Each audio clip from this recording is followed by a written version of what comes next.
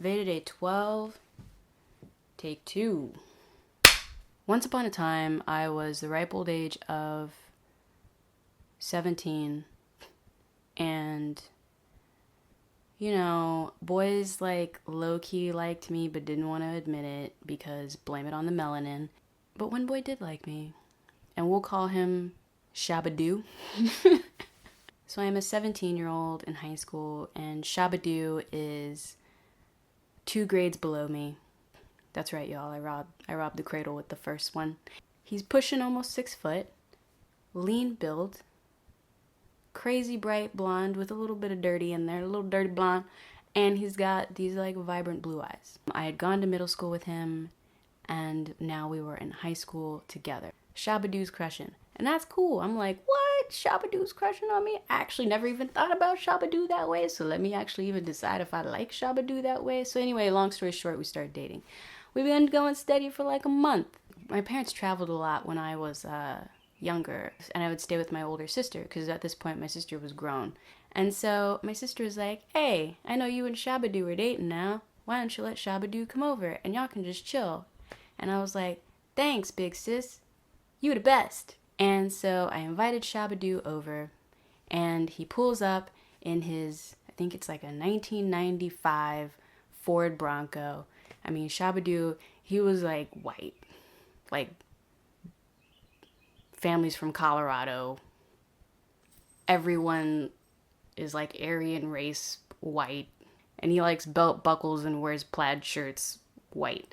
My sister didn't have cable because she was trying to be frugal and stuff, try to pay them bills. She ended up having a very expansive DVD collection. Now, anyone who's anyone, if you know when you're in high school or middle school or whatever and you're dating somebody, you know, and you live in the burbs, all you can really do is watch movies and use that as an excuse to like be next to each other, kind of. And, you know, me being the soon-to-be film major that I was, I had already seen every film in her expansive DVD collection 5 times. I said, well, Shabadoo, how about you pick a movie? Whatever movie you pick will probably be delightful. And, you know, here I am thinking he gonna pick either a rom-com because that's what you're supposed to do, or he'll probably pick an adventure action fighting thing. But like a moth to the flame, Shabadoo reaches for a DVD case that is a little different from all the others. It's a little different. Why? Because it's solid purple, and there's only text on the lining, and the text says the color purple on it. I slowly see him reaching for said DVD, and I'm like, no, don't do that one. Don't do that one. No. Nope. Yeah, you did it. You picked it. All right. And he pulls it out and says, what's this movie about? I was like, well, what is it about? That's a great question.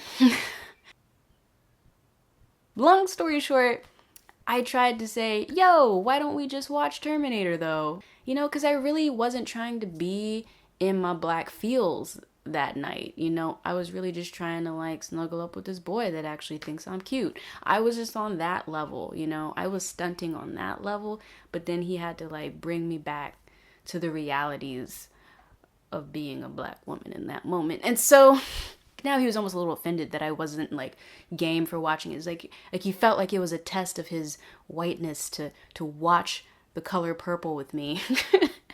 And so finally I gave up and was like, you know what? It's gonna be one of those nights.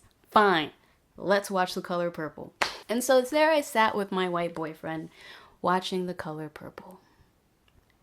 And of course, in the first few minutes of the film, you know, we're snuggled up. And I'm like, yeah, we're gonna be snuggled up for about 10 minutes. And then we will not be snuggled up anymore. Which is exactly what happened, because after that, he was just like,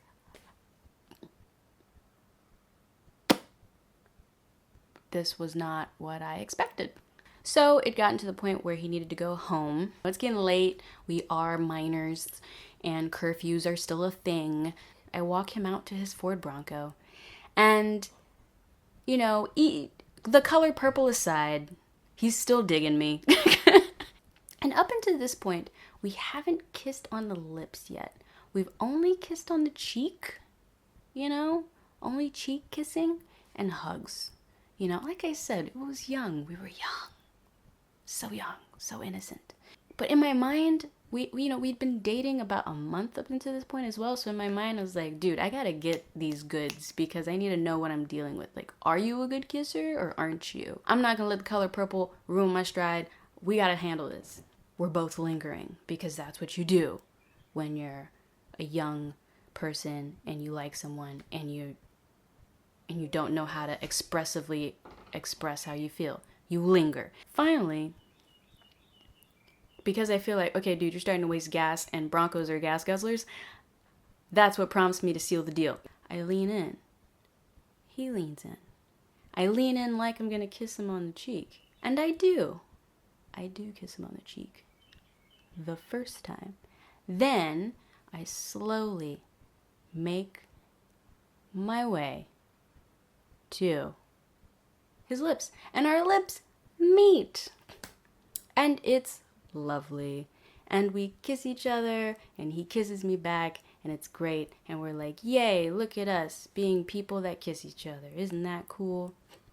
And I pull away and he's very red all over, which struck me, like, I seriously for a millisecond thought he was having a heart attack or something. But then I remembered, oh wait, no, he's like beige and they change colors a lot. It was cute. It was so innocent. It was so pure.